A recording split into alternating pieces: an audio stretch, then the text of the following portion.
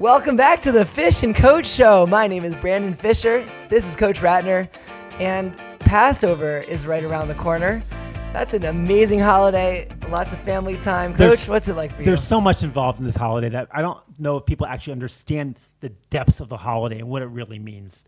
So Is it more than just matzah? It's a lot more than matzah and maror and you know, a bitter herb. I was about to say dip the apple in the honey, but that's a different holiday. Different holiday. I love the dip the apple in the honey. Anyway, so there's an idea in the Bible that it says that when the Jews took the lamb, and they have to eat it on the night before Passover, that there's a commandment that anything left over from the lamb that the Jews have to burn.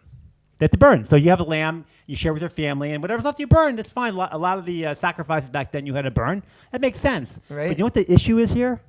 The big issue that no one really thinks about is that the Jews on the next morning, you know what they're doing? What are they doing? They're leaving Egypt. Right.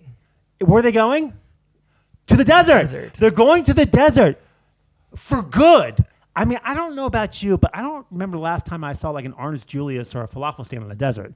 Is there a food court in the desert? I don't think so, right? I'm pretty sure there won't be. Like you think like, you know, hey, we're going to go, listen, you know, when I, you know, back in America, when I was in America and I'd go to like, you know, the day after Thanksgiving, right?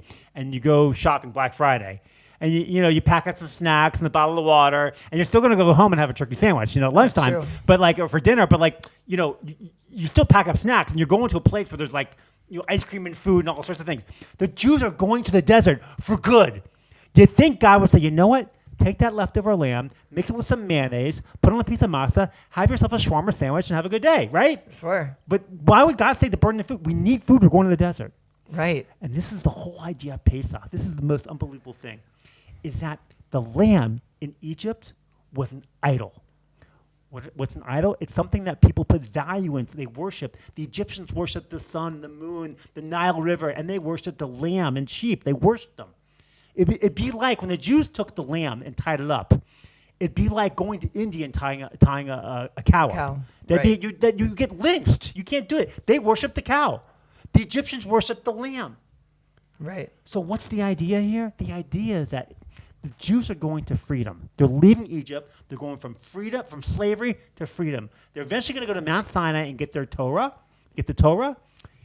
And freedom is not about doing what you want when you please. Because Pita, I'm free. I can do what I want. Well, no, you can't.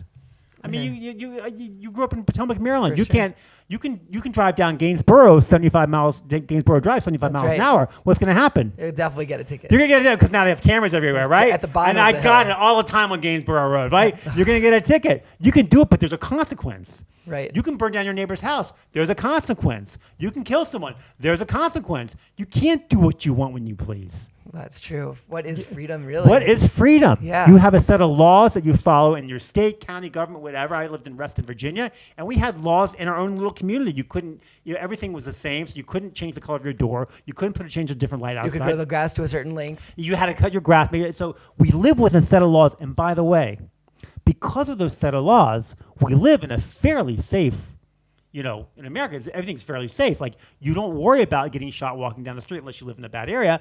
But, like, we live in a great area. We live in a safe area. So freedom is living within a set of laws that keeps a society safe.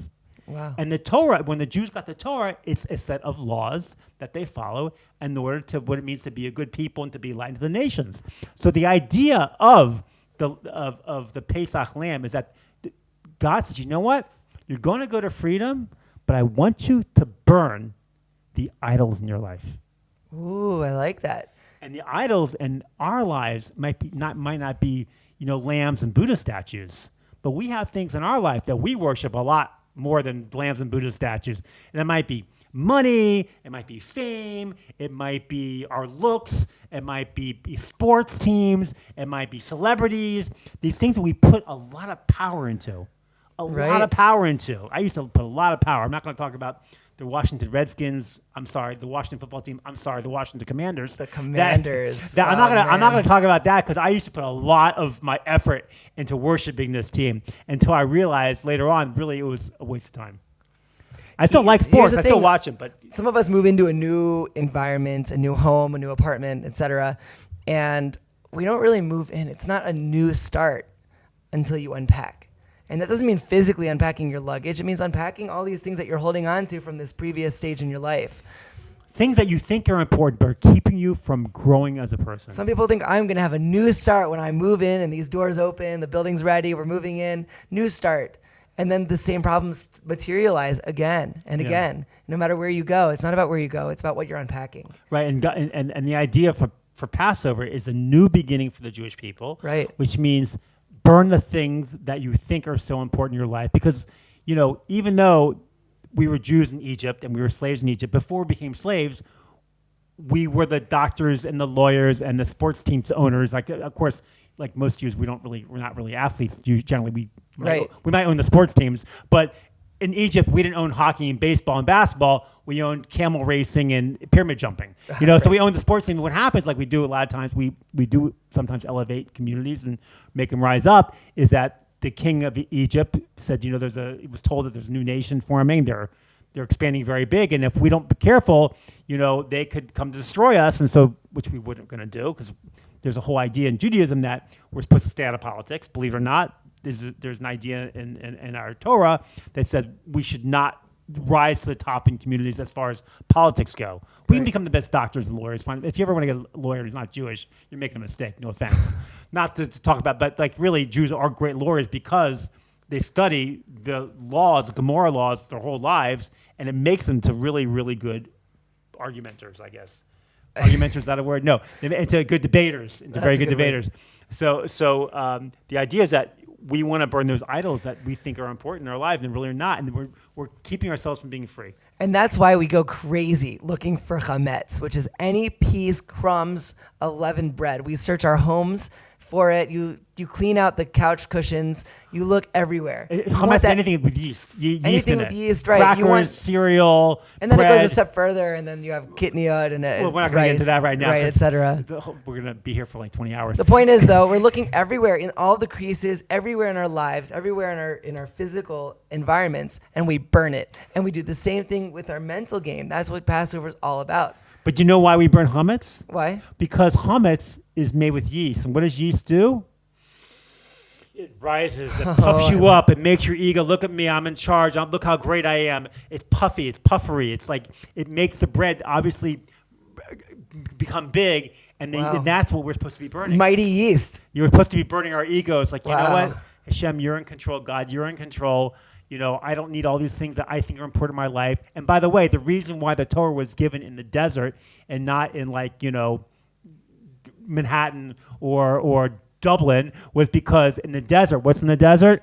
Nothing. There's nothing there. And in order to bring something into your life, it's better if there's not any sort of things that are influencing you or getting in your way. Like, it's very hard. Like if you've ever gone to someone's Super Bowl party and you try to have a conversation with someone, you can't talk. Why? There's too many distractions. There's commercials in the game and the food. Like you can't have a good conversation because it's all about something else. It's interesting.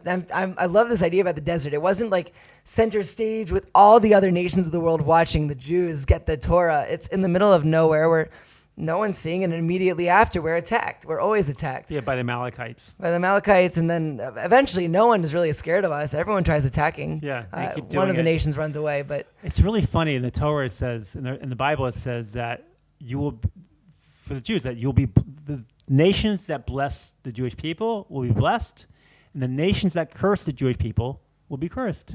And if you look around the world at the countries that curse the Jewish people, how are they doing? Not too good, are they? It's not too good. And the countries that are very good to the Jewish people, the United States, England, France, a number of them. I'm not going to get into all the politics of every single country. I'm sure not everyone's perfect. They're pretty good. They're thriving. They have good economies and they're doing well and it's safe and they're healthy and so it's come true pretty much. The countries that curse the Jews. I mean, I don't want to get into all of them, but they're not doing too good, are they? It's right. I mean, obviously it's complicated. But it's true. Yeah. Anyway, great. so the idea of Pesach is that we want to burn our chametz, we want to burn the puffery, our egos in our life, and we want to basically understand that in order for us to become free, in order for by the way, when I mentioned the fact that these countries that are free, that have freedom, that live within a set of laws that, they're the ones where people reach their potential in life. Where do you go to see the greatest inventions, the greatest advances in healthcare are usually free countries. So freedom isn't about doing what you please. Freedom is the ability to reach your potential in life. And if you want to reach your potential in life, you have to burn your idols, your lamb, whatever it is that you have that you worship, that you think is so important. It's so important that I watch this TV show. It's so important that I go to every single hockey game. It's so important that I have to, walk this horrible thing that I'm watching on TV or on the internet that you think are important, or it's so important that I spend 20 hours a day on social media. It's not so important. What are you holding on to so strongly? Yeah, that you want to reach your potential in life. You got to get rid of some of these things. You have to let go to grow. Right. Thank Let you it for go. Let it go. That's Pesach. That's Passover. Thank you for watching the Fish and Coach Show. I'll see you next time. Have a happy Pesach, Passover.